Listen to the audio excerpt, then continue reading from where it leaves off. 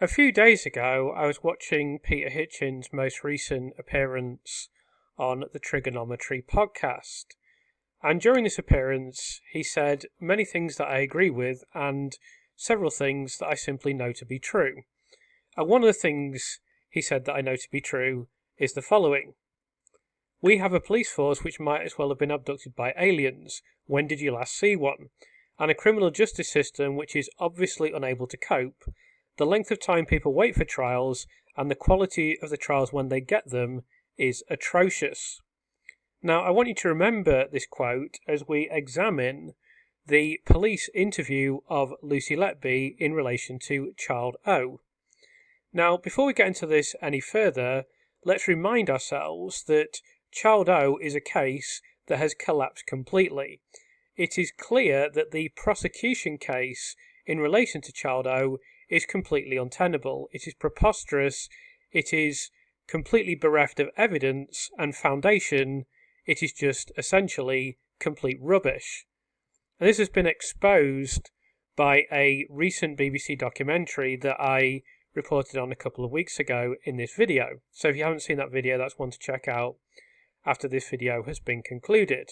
But it is very clear now that the theory of the main prosecution witness in the Lucy Letby case, Dr. Dewi Evans, for Child O, is absolutely farcical. Frankly, it's a complete joke. So this is the interview of Lucy Letby in relation to Child O. I apologise that it's a little bit unclear on the screen, but I think it's still readable. And this was conducted on the 5th of July 2018. So it begins with them announcing the fact that they're going to discuss Child O, and Lucy Letby simply says yes. And then they tell her that they're going to talk about, as they describe it, babies O, P and R. So these are the triplets. Of course, we know that Child O and Child P were in the indictment and Child R was not in the indictment.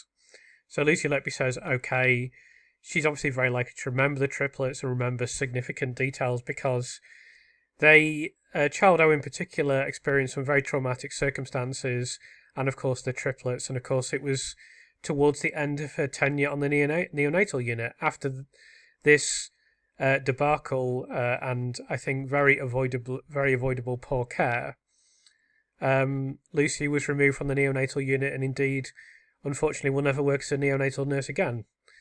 So I'm sure this would be very memorable for her in numerous ways. So the attending officer begins to enter into a description of Child O, which I'm sure is not needed. But she says the following. So the first one is Baby O. I'll just give you a summary of Baby O. At 14:24 hours on the 21st of the 6th, 2016, I'm going to say Child O, because I would describe them as child, not baby. Child O was born. He was the second born of triplets delivered by caesarean section. Child O died at 17:47 on the 23rd of June, 2016. Okay, so what I'll ask you is, what do you recall about your care of Child O?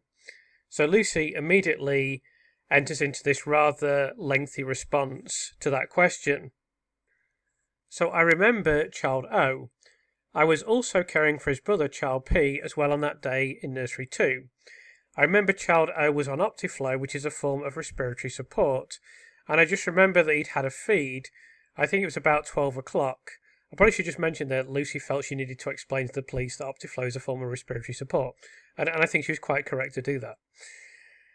And then an hour later, I found him vomiting. I noticed that his abdomen was distended, and he was reviewed by the doctors at that point. I think he had a septic screen carried out and was started on some antibiotics, and in the meantime, when those were given and the registrar left the room, Child O deteriorated again, and I called for help from the registrar, who was in the nursery next door. And then there was some confusion as to where we were going to move Child O, because ideally we wanted him to go into nursery 1, and I think some of the babies had to be moved around to allow Child O to go through, and then we moved Child O into nursery 1, and he was ventilated in the nursery. And I remember at some point the registrar left to go and update Mum upstairs, and that's when he had a further deterioration, and we had to call the doctor back down, and I think he was re-intubated at that point as well. And I remember his abdomen was quite distended, and I think the doctors put a drain into his abdomen. And also, he was struggling with intravenous access and required another form which is called intraosseous access. We've heard Dr. Martin Pittman discuss this. And that isn't something that we stocked on the unit, so somebody had to go to the children's ward to get that equipment to do that. I can't remember much else from memory clearly. So I'm not going to go over all of the details of the panel opinion on this infant because we've been over it quite a few times previously. I'll just say that their recollection there is very good. Now, what I will say is that in the Netflix documentary, we heard the totemic intellect that is Daniel Stonier make this comment about when she was talking about general nursing things, she answered immediately. But when it came to specific events on the unit, she took time to answer, and we thought that was suspicious. Obviously, a moronic comment with a really obvious explanation. But notice here that when this is a very notable infant, a very memorable infant, indeed the last infant that Lucy may have worked with really directly, certainly the last infant that experienced massive problems along with child P, there's obviously another triplet, you notice that her level of recall is very good. Of course, this is all completely accurate. She's remembering the events very clearly. I mean, she's saying, here, I can't remember much else from memory clearly, but actually she's given a very good account. So that should tell, this isn't Daniel Stonier conducting this interview, but that sort of recollection should indicate that when it is a more memorable incident, that she did bring things back to memory, and she was, I think it's so evident across these interviews as a whole, but she very evidently was cooperative. I don't think that's really meaningfully open to debate. So if Daniel Stonier and other interviewing officers, and indeed other police officers, had had a bit more intelligence, they could have reflected on this. So the interview continues. Okay, so would you like to refer to the notes? Yes, please. Lucy Letby explained a number of signatures related to a student nurse named Rebecca Morgan. So is it right that you were his designated nurse? Yes. And you said that you worked for both babies O and P? Yes. Okay, at the same time, yes. Then there's reference to the note at tile 109. Okay, so written for care given from 800 hours onwards, emergency equipment checked, fluids calculated. Okay, the next part is observations within normal range, remained on Optiflow, 4 litres in air, nil increased work of breathing, 2 times 12 feeds via nasogastric tube, minimal milk aspirates obtained. So do those 2 feeds there relate to the 2 feeds that you refer to within your notes? Can you say that? Yes. So what time are those feeds? At 10:30 and 12:30. Okay, so with regard to those 2 feeds, did you experience any problems with child O taking his feeds? No. Okay, how were they done exactly? Via his nasogastric tube. The next bit isn't very clearly written, but it says Lucy Letby confirmed that child O's aspirates gave no cause for concern. So the police asked her how long would that feed take. He's only on 13 millilitres, Lucy responded, so not long, a few minutes. And is that something that you would be present for all the time and make sure that feed is yes? Until the end, yes. You wouldn't leave the baby's side at that time at all? No, we don't. It's not usual practice to leave the feed unattended? No. And then it's stated here, Lucy Letby did not recall doing the feeds at 10:30 and 12:10, well, that may say 12:30, but agreed that the signatures suggested that she had fed child O at these times. And then the police say, okay, and in general terms, how was child O? I remember him to be well. I didn't have any concerns unduly apart from his abdomen. So it is established that there's been this abdominal distension. This is discussed in the panel. It's discussed in notes of the time and so on and so forth. So there weren't any sort of associated risks with him in terms of an ongoing care plan or anything like that. No. Just that he was receiving Optiflow, which is the respiratory support. I love the fact she has to remind them. She feels that she has to remind them every time. She couldn't have been more helpful, like even filling in the police's gaps in their knowledge. Okay, is that prongs up the nose? Yes. Okay, does that have an effect on how he handled? In what way? I don't know, it might not do, that's my question. No. So Optiflow can sometimes give them a full tummy because they take in a gulp and the air from the Optiflow and swallow that. And we suspect this is exactly what has happened in the case of child O. This has been cited by numerous people, And once again, Lucy is almost certainly completely correct in this assertion. Right, so is that something you need to be aware of? Yes, obviously you need to be aware of it. When they're on Optiflow? Yes. Any respiratory support? Yeah. So the next part is, abdomen appeared full but soft and non-distended, smear of meconium present at anus, active and alert. So again, do you have any comments to make on that entry? No. So they're good signs, are they? Yes. So, reviewed by Dr. A at 13:15, child O had vomited undigested milk. Okay, so had he vomited prior to being reviewed by Dr. A? Yes. Did you care for him in between the feed, him appearing obviously well, and then the vomiting? Not that I remember. I could check to see if I did any observation in that period, so he had observations at 12:30 and 1:30.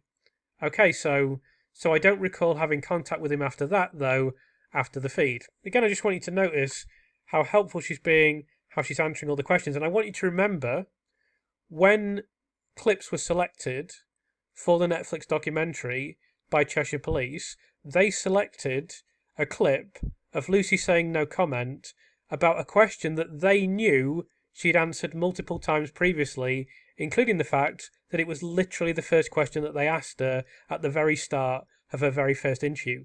They knew damn well that she went through all of these interviews, answering all the questions, telling them things that they didn't even know and understand. So the police continue. So after 12:30, no.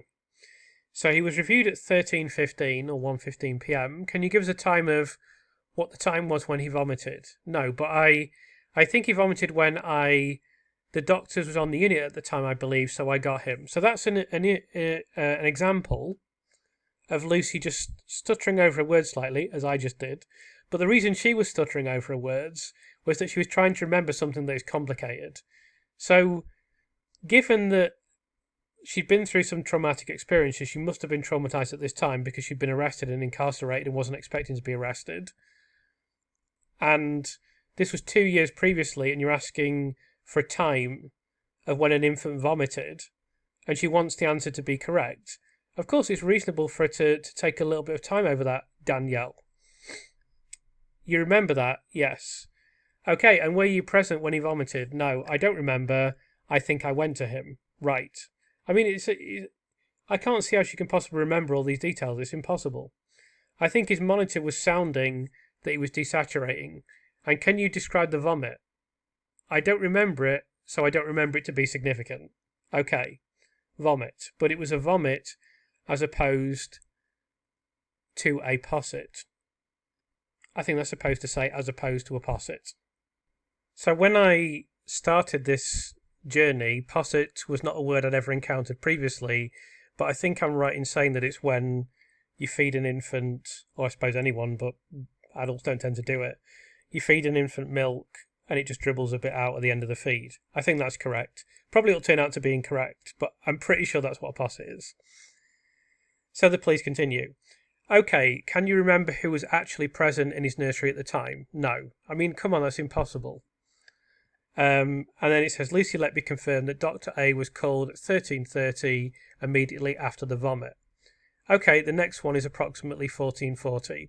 Child O had a profound desaturation to the 30s, followed by bradycardia, mottled, it says ++. I must confess I don't know neonatal nursing notes that well, so I'm not quite sure what that indicates, but someone can inform me in the comments. And abdomen red and distended. So again, who discovered this? From memory, I believe it was myself, and I think I went into him because his monitor was alarming. So you notice once again how helpful Lucy's being. She could have said, I have no idea, I can't remember. She's perfectly entitled to say that, and she does say that at times when they're asking for something that's literally impossible, but she's trying to be cooperative. She's trying to answer the questions. Even this array of questions about obscure detail from something that happened 2 years ago that she can't, she can't possibly be expected to remember all this stuff. Okay, was anybody present in the nursery at this time? Not that I remember, no. I suppose something I should add is that in terms of memory, it's not like and maybe again this is just the police lacking intellect, lacking insight, lacking the ability to engage in critical thinking. Often they're if it was a murder, they'd be discussing a solitary crime that anyone at the crime scene is going to remember because it's a one-off event in their lives. And so consequently, it's going to be, as to use Ravi's phrase, engraved on their mind forever. Whereas when it's a series of events in a hospital, all of which are very similar, there are different inference on different days. You go in there some days an infant doesn't collapse. Sometimes the infant collapses and then it doesn't last very long. Sometimes they're traumatizing collapses. Sometimes they die, etc., etc. And it's happening over a 12-month period. And it was 2 years ago. And you worked most of those days. And there's all kinds of incidents happened. You don't know what you're going to be asked about. How can you remember everything, Danielle? How? Are you abjectly stupid? There is nothing at all in any of these interviews to indicate anything other than a cooperative interviewee. Now, that doesn't automatically mean that she hasn't committed crimes, but the police cited aspects of her responses and aspects of her demeanour as being suspicious. When we examine the actual interviews, there's simply no evidence of that whatsoever. But let's continue. So I can't remember if I read this bit, but I'll read it again. Okay, was anybody present in the nursery at this time? Not that I remember, no. Was Child P in there with him? Yes, because I was looking after Child P. He was in the same room. Yeah, and I think Child P was in nursery 1. Okay, no, that might be Child R, sorry. Yeah, Child R was in nursery 1, sorry.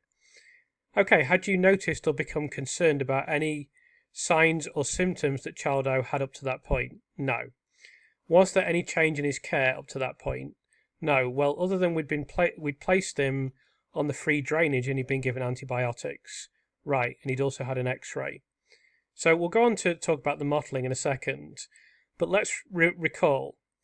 This infant was suffering with a subcapsular hematoma, and as we discussed in previous videos, the leaking of the subcapsular hematoma that very obviously caused the death of this infant, except that Dr. Evans believes that it wasn't the subcapsular hematoma that caused the death of the infant. This is a steady process, a slow process in relative terms, with non-obvious symptoms and signs. So the doctors on the unit who were trained, or should be trained, to recognise this and treat this, failed to both diagnose and treat it correctly. So it's hardly likely, asking these questions to Lucy about, maybe the police, they don't seem to understand anything else. Maybe they don't understand that she's not a doctor. Maybe they don't understand that she doesn't have the same level of medical knowledge. She obviously has a good level of medical knowledge and better than me. But it's not the same level as a paediatric consultant, obviously. It shouldn't be, because otherwise why are you paying the paediatric consultants more money? Because the nurses do more work in terms of get hands-on work. They're there at the coalface.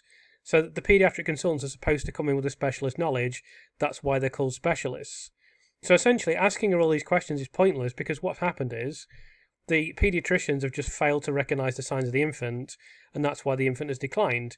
And then Dewi Evans has come up with this batshit theory of how the infant has passed away that is just complete rubbish. That let's remind ourselves again, this is the infant where he made up his mind in a matter of minutes. So the police are looking at this. They're looking through this at the prism of being very suspicious, of being highly suspicious, because Dr. Evans has said, oh, this is definitely inflicted harm. So he's basically said, immediately, there is a crime.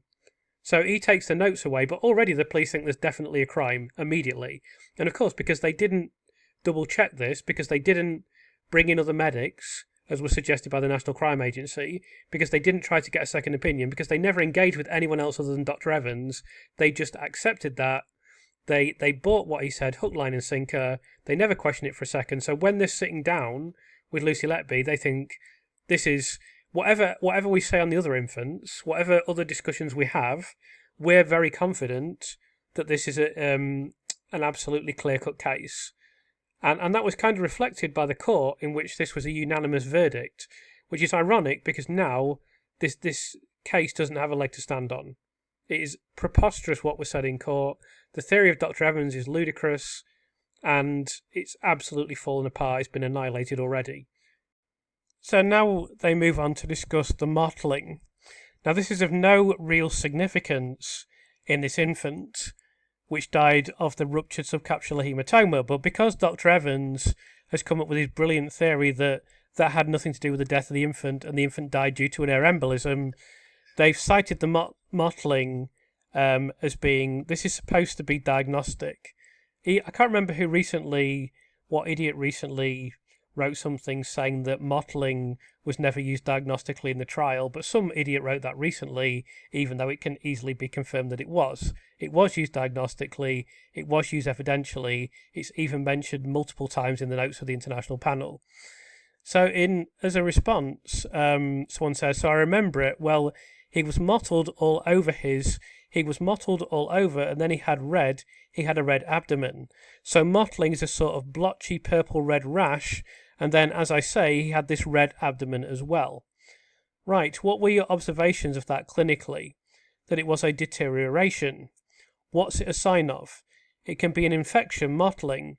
It could be that they've dropped their temperature, that they're poorly perfused. Now you can imagine at this point, Lucy couldn't possibly imagine that they were going to accuse her of injecting air into the infant, and indeed, based on this sign, that is a total nonsense accusation, because this sign is not an indication of an air embolism. So then the question continues. Right, then the other officer that mottled, is that something that you see regularly when you're dealing with a baby?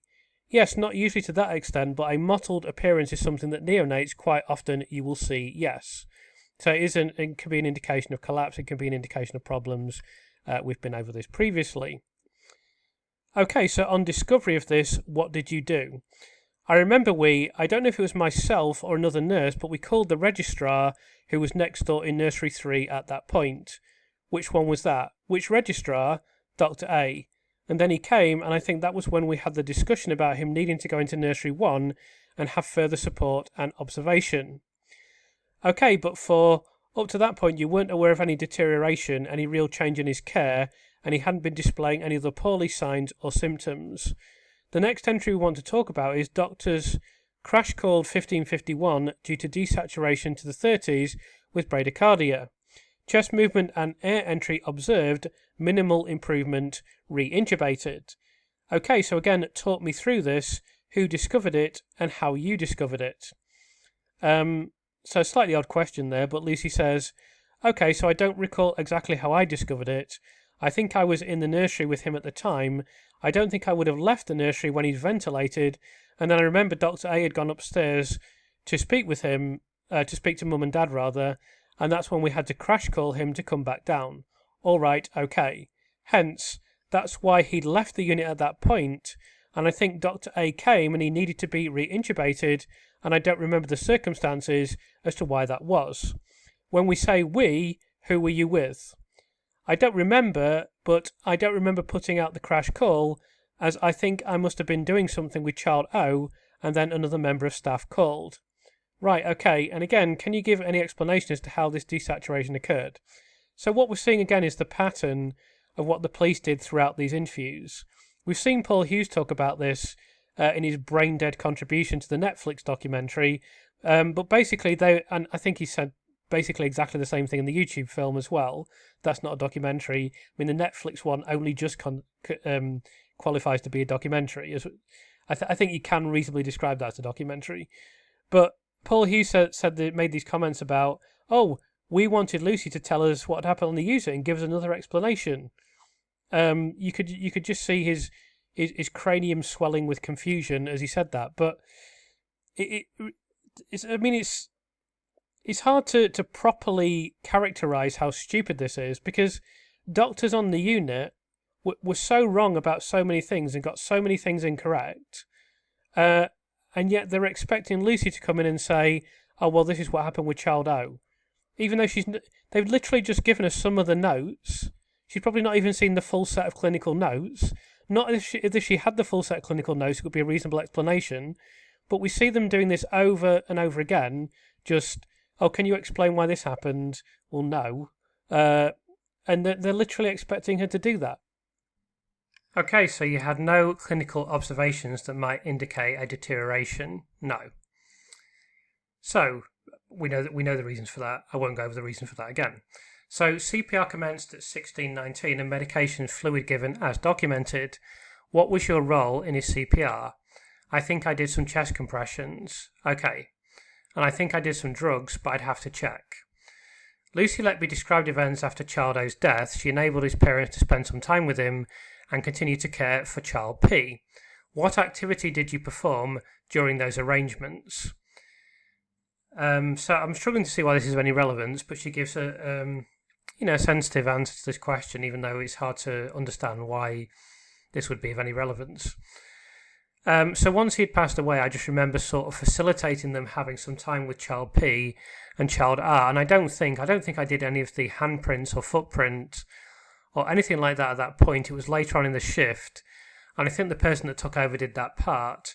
So I had to hand over Child P, and then I believe the doctors carried out a septic screen on Child P and Child R in view of what happened to Child O. I remember Child P was quite difficult to obtain IV access on at that point. I remember the consultant doing that and having several attempts, which of course is true.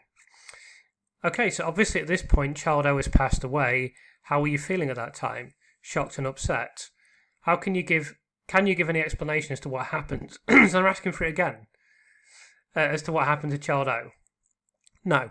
I just remember his abdomen kept swelling and they ended up doing like a drain into his abdomen, and I'd not seen that before, and that was quite... It's not a nice thing to see when you haven't seen it before, right? And the same with the intraosseous access. That's quite a brutal form of access, and that stood out in my mind, having to see him have that done. So again, there's nothing suspicious from these answers. Everything you're seeing here is a cooperative interviewee and a normal human being, the normal reaction you would expect from a nurse. Is that all after he deteriorated? Yes. Okay, so was his death unexpected? Yes. Is there anything else, obviously, about Child O that you feel that we need to discuss or raise? No. I think we've covered it.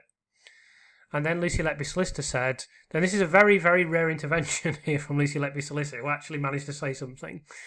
I think you mentioned to me before that the registrar cover was quite chaotic that day when he was having to cover. Because, as I say, it was a busy shift because we were having to try to get Child O, make room for him in nursery 1, and the doctors were back and forth quite a lot. Usually if there's a ventilated baby, they would sort of be around a little bit more. I think they were getting pulled in various directions that day. So the next question says everything, and I want to comment on this before the answer. Has that got any direct influence on Child O's death? So basically, they have been told by Evans that Lucy Letby's punched the infant. So at some stage, Dr. Evans has said to the police, Lucy Letby has struck the infant. That has caused the rupturing of the subcapsular hematoma, but that didn't kill the infant. The infant was killed by air, and what the diagnostic reasons for this are, there was some mottling. So they've swallowed that hook, line and sinker, and I think it's fair to describe it as swallowing it, because this is a theory for which there is no evidential support, no foundation, no basis whatsoever. So there's still that. Why they're asking this question now is they go into this interview 100% convinced that this is malignant, that Lucy Letby has struck the infant. There's no other possible explanation. We know what Marna Reeder said in court, although that's wrong as well, and so on and so forth. So Lucy's brought this, is saying quite rightly, we know this is correct. You've heard Martin Pittman on this channel criticising, and rightly criticising, the way this infant was managed, the lack of response, the way the consultants behaved on the unit, the poor care, and you've seen the panel, I've discussed it several times, mentioning poor diagnosis, poor treatment, medical errors, etc., etc.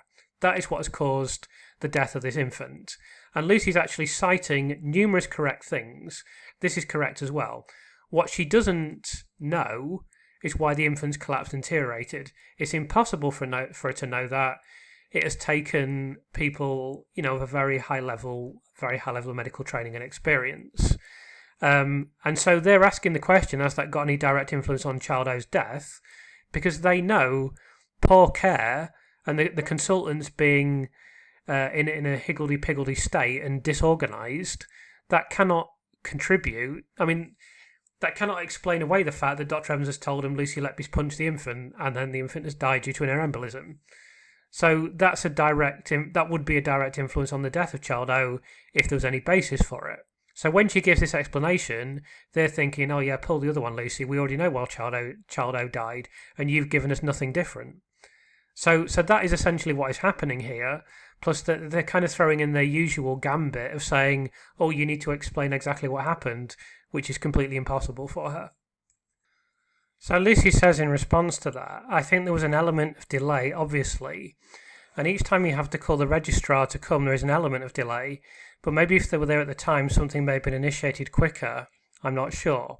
So I think that's fair, and I do think most people that I've spoken with, if not all, do cite this lack of responsiveness.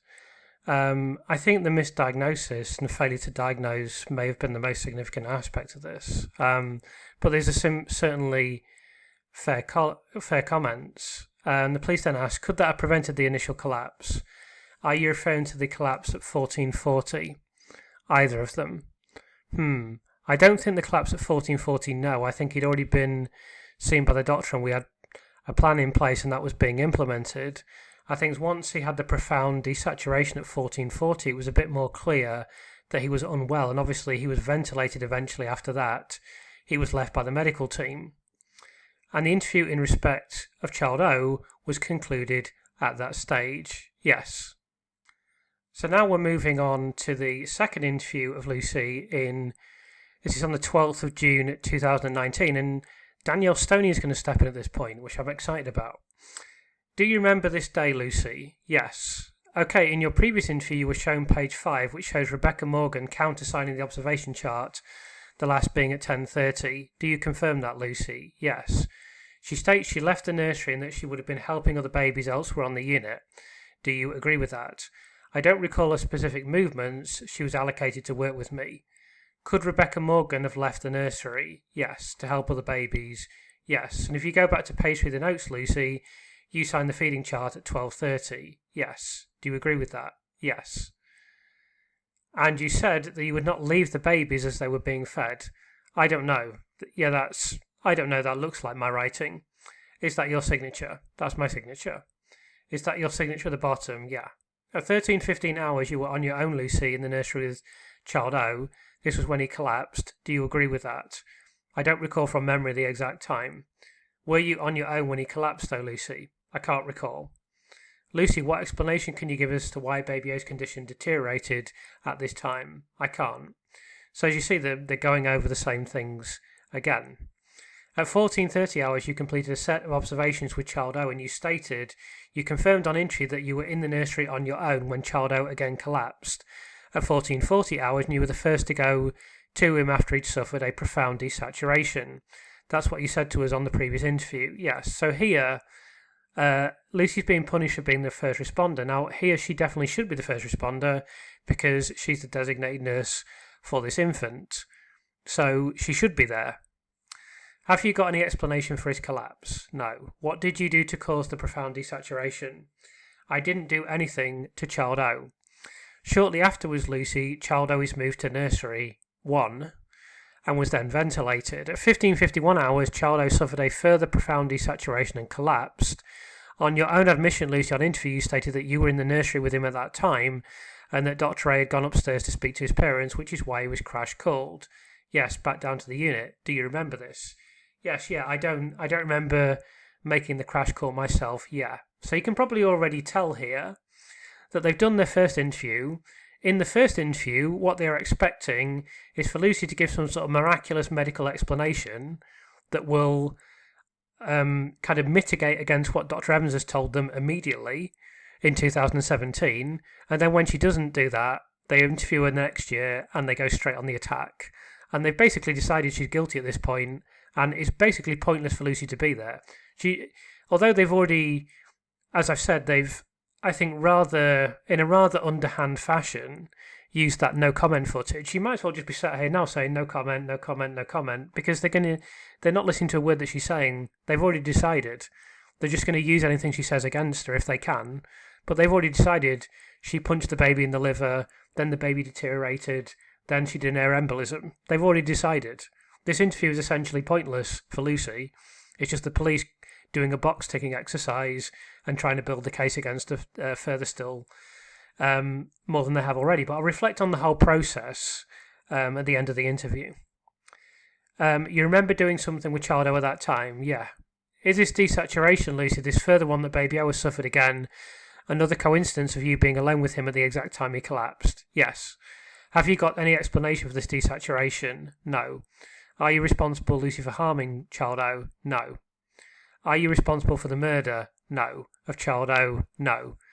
Lucy, anything, and then no. I'm not sure what is meant by that. But obviously, quite rightly, she's denying the murder. We know there weren't any murders on this unit. So then the next bit's not easy to read, but it says, the officers summarised Dr. Evans and Dr. Manarides' opinion regarding excessive air in the abdomen and trauma to the liver. I mean, we can barely say that this is the opinion of Manarides. It's basically Dr. Evans' opinion, and then they tacked him on at the end without him really even reading the notes for any of these cases. So I think for him to say that it's his opinion is dubious, but he was involved, certainly. Have you got any comment you wish to make? I did not physically injure Child O. So this is classic, but before I go on to this classic bit, let me just mention that this is the first time Lucy has even heard the allegation that she injected air in relation to Child O. I'm not sure, it's possible by this stage that they've mentioned the injection of air in relation to other cases, but I mean, she must be thinking this is fairly extraordinary. This infant was bleeding and so on and so forth. Not as noticeably as Child E, but I believe that it was noted at the time. So anyway, having stated that she did not physically injure Child O, Daniel Einstein Stonia, Daniel Eyelashes Stonia then says, what injuries did you cause to Child O? So she didn't cause any physical injuries, Lucy, but what other injuries might you have caused? Did you traumatise this infant psychologically by saying rude things to the child? Even though, I would suggest the infant probably hasn't developed the use of language at this stage. I didn't cause any injuries. When Child O vomited and when he collapsed on 3 occasions, you were on your own. You've confirmed it to me. Can you explain? Along with Child O, yes. I don't recall if there was anybody else in the room. Yes, you explained that you confirmed that you were on your own with Child O. Can you explain this to me? No. Just to confirm, you confirmed that you were on your own when Child O vomited just after Rebecca Morgan had left the nursery, and again just after Dr. A had left to update the parents. Yes, I was alone with Child O. I don't know if there was any other, staff members in the room. Can you provide me with any explanation as to how Child O sustained this significant trauma to his liver? No, I know there was a discussion after resuscitation with the doctors whether there could have been... There was. I know it was found later on that he'd had a problem with his liver, whether this had been caused by vigorous resuscitation. Now, that's actually a pretty astute comment. It's certainly possible that resuscitation contributed. We obviously know that there are problems with the delivery, there are problems with this needle aspiration, and there are problems with the ventilation. And these are all collectively issues that contribute to the clinical picture of Child O. Now, it's actually quite astute of Lucy to cite this, even though you can't expect her to give a full medical explanation, but she's quite correct, in fact, to cite this vigorous resuscitation. And I'll actually discuss the consequences of this and the implications of this at the end of the interview. So then Daniel Stonia asks, did you subject Child O to an air embolism, Lucy? No. Do you agree that these 2 collapses occurred during the 2 occasions when you were on your own with him? Yes. As I say, I don't know if there was anybody else in the room, whether I was on my own. What did you do with Child O? What did you do to Child O on these 2 occasions, Lucy? I'm not sure what care I was giving him, but I didn't do anything to harm him. Someone did, Lucy, didn't they? Someone has caused harm to him. It wasn't me. The collapses occurred while you were with him both times, Lucy. Are you responsible for the murder of Child O? No.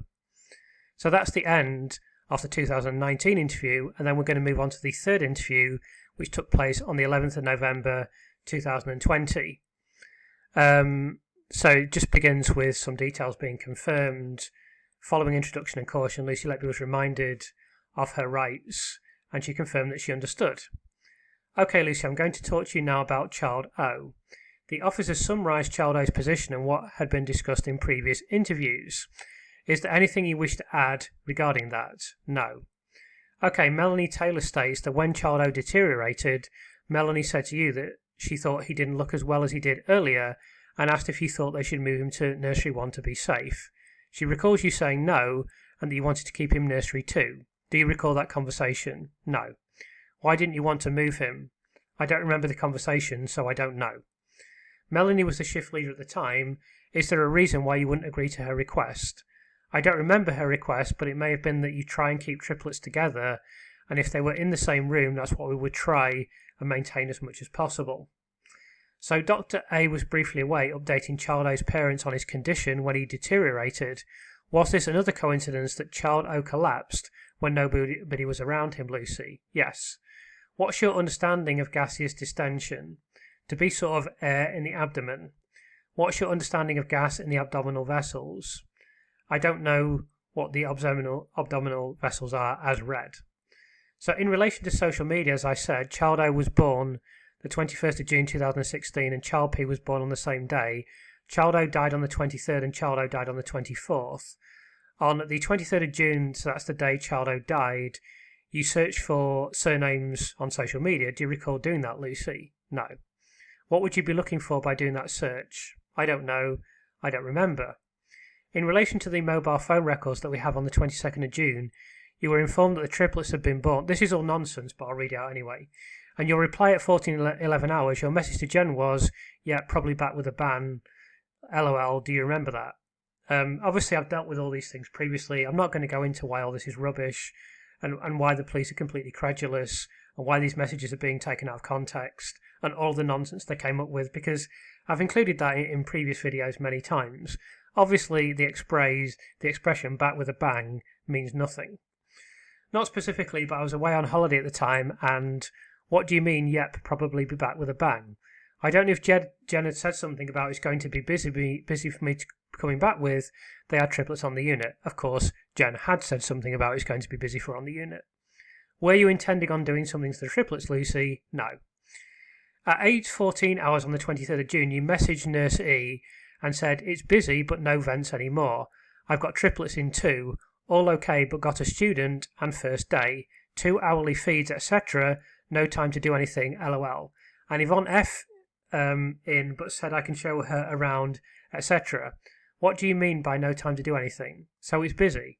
I had the 3 triplets plus a student, so it's a lot to have 3 babies on 2 hourly fees plus have a student on her first day, obviously do all the introductions and orientations with the student, so the fact I didn't have time to give her a proper induction. At 10:20 on the 23rd of June, you messaged Dr. A and said that your student was not with you as she was doing some feeds and chatting with parents. Do you recall that? I don't remember sending that text, but I know that I raised that I wasn't able to give her the time that I needed, and some other members of staff said that she could help them with some feeds and parental care with the families in the other nurseries.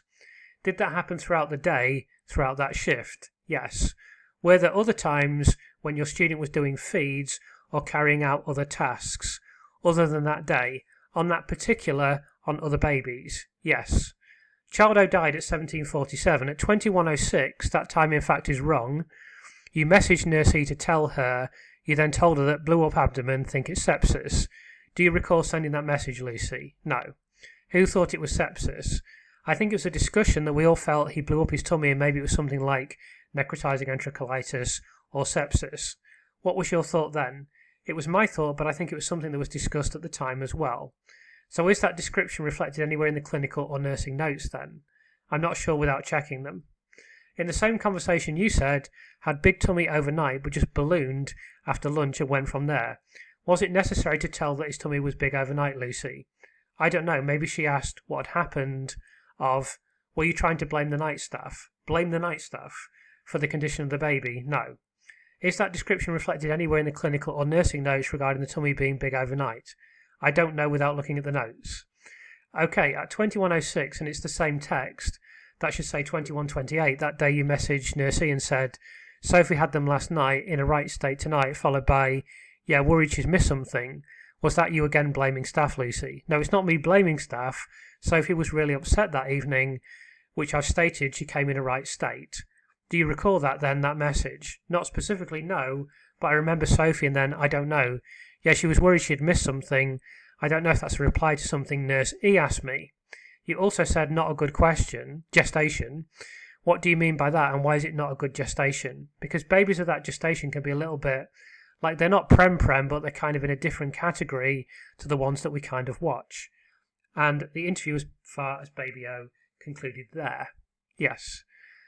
So I'm going to go over a few things in summary there, but what you can basically see is that, as I mentioned, in 2018 they interviewed her, and they were expecting her to explain away Dr. Evans. She punched him in the stomach. She punched the infant in the stomach. Then she injected air. There was a subcapsular hematoma, which I have to explain, being related to the actions of Lucy Letby. So she ruptured it by punching it, but that wasn't the reason the baby collapsed. The baby collapsed because of air. What's your evidence for that? The evidence is mottling. So that's obviously complete rubbish, as we know, but they accepted that completely without seeking any further confirmation. And then in 2019 and 2020, they went on the attack, and they had no intention of listening to anything that Lucy said.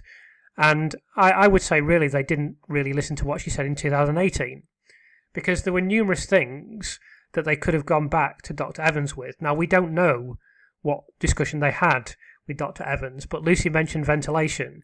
Lucy mentioned chaos on the unit. Lucy mentioned infection. Lucy mentioned other things that we know to be correct now. Now, did the police go back to Dr. Evans and say, what about this, Dr. Evans? You've told us, absolutely, that Lucy Letby has punched the infant. That's a pretty extraordinary claim. What about these comments made by Lucy Letby? Have you checked into the hospital properly to see what the kind of care was at the time? We don't know if this conversation ever took place, but all the evidence is pointing to the fact that it didn't take place. So, having reviewed this police interview, I think there are 6 very tangible themes. The first one is that the police had essentially made up their mind, certainly on this case, before they even commenced the first interview. But effectively, if they'd made their mind up that Child O was definitely inflicted harm, then they'd basically made their mind up about the whole indictment.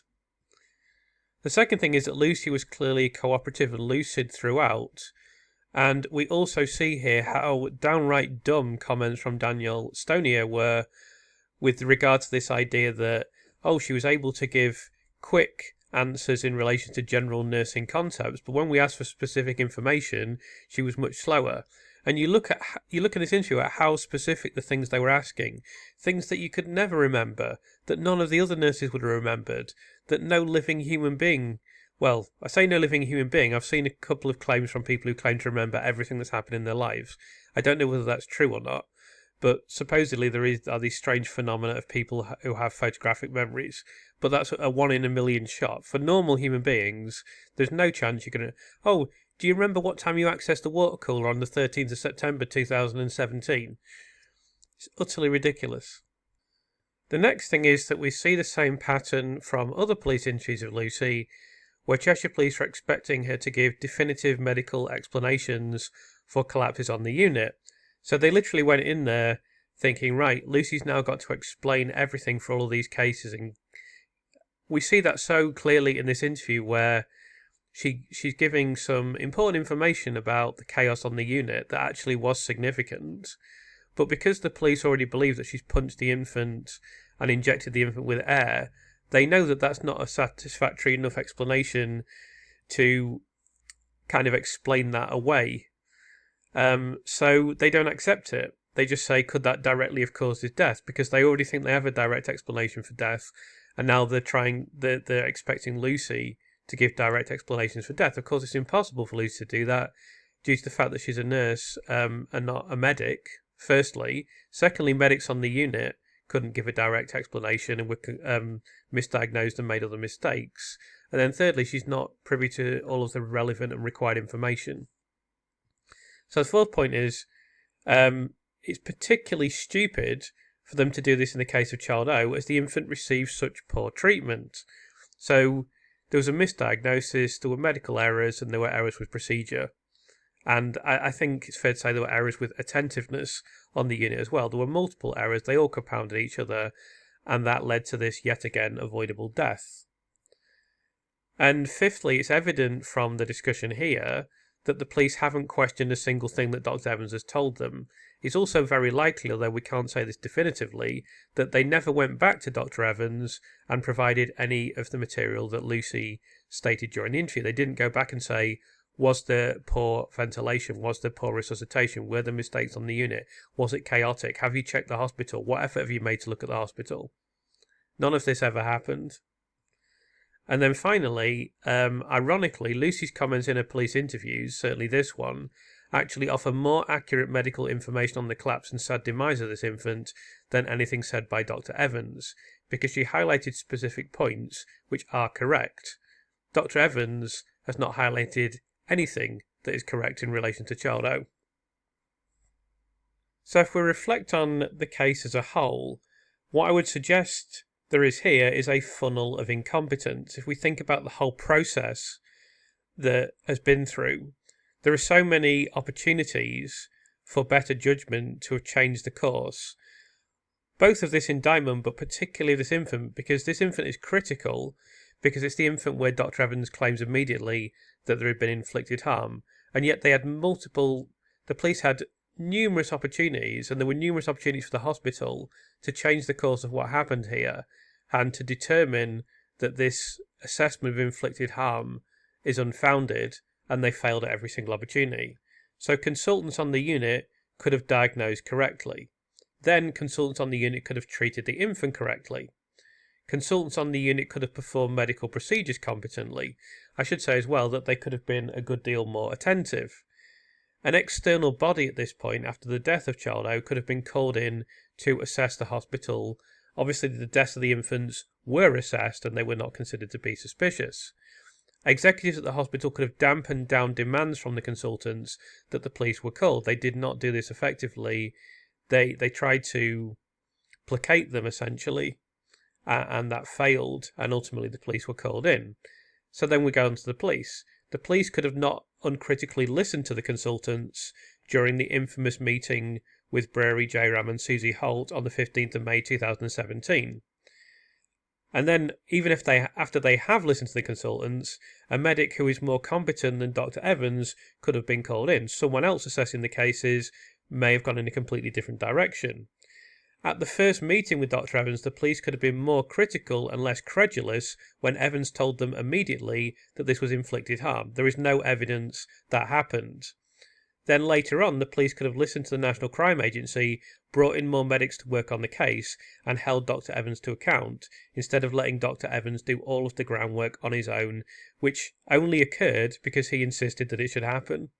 And then finally, after Lucy gave her first interview, which we've seen in this video, the police could have sought a second opinion on the unlikely theory of Dr. Evans, or at the very least they could have gone back to him and said, what about all this information, and tried to hold him to account and tried to make sure that he was being diligent and thorough in his work.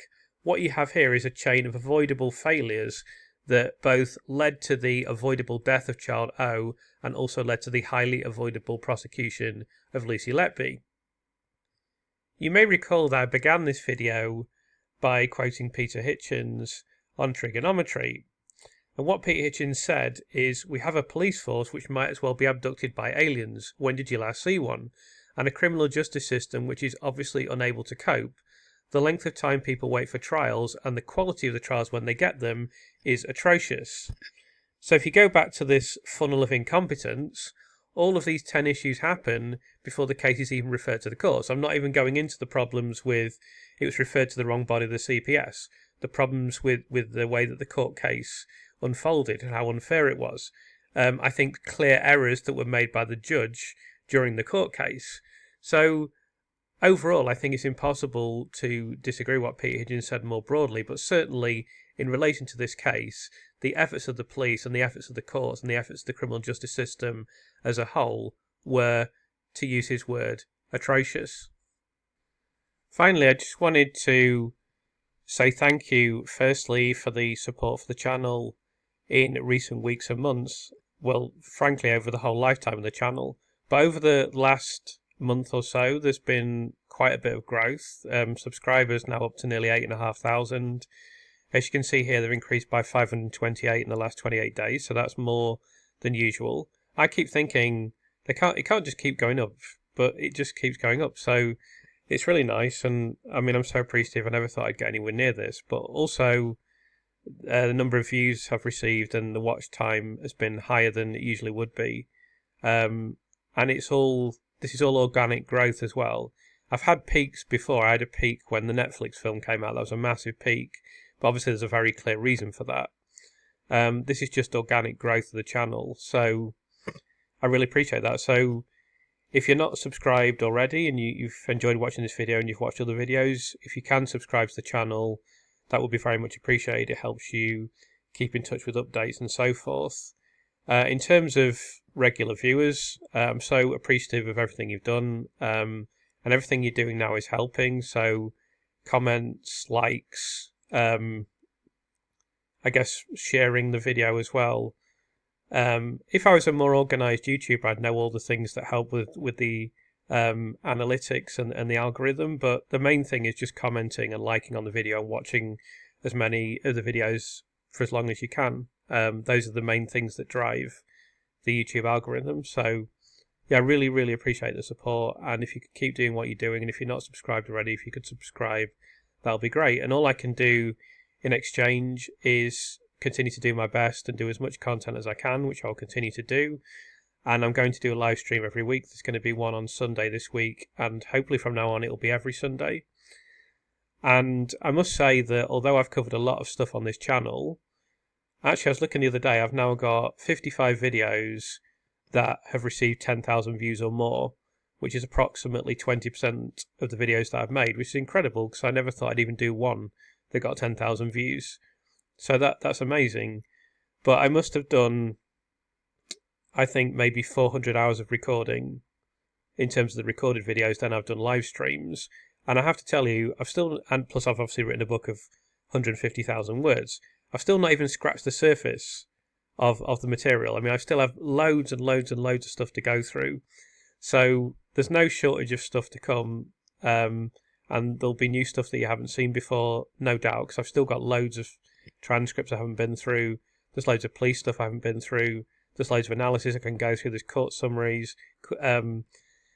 I've still only a little bit of the way through the closing statement of Johnson. I've only just started the closing statement of Ben Myers, just as an example. There's other stuff I've not even started. So we can certainly go on until Lucy's exonerated, which hopefully is going to be sooner rather than later. But maybe even after Lucy's exonerated, I will continue to do some Lucy Letby stuff. I'll continue with the channel, but maybe there will still be some relevant content. We'll have to wait and see. But with that being said, thank you for all the support, and I'll look forward to reading your comments in the comment section.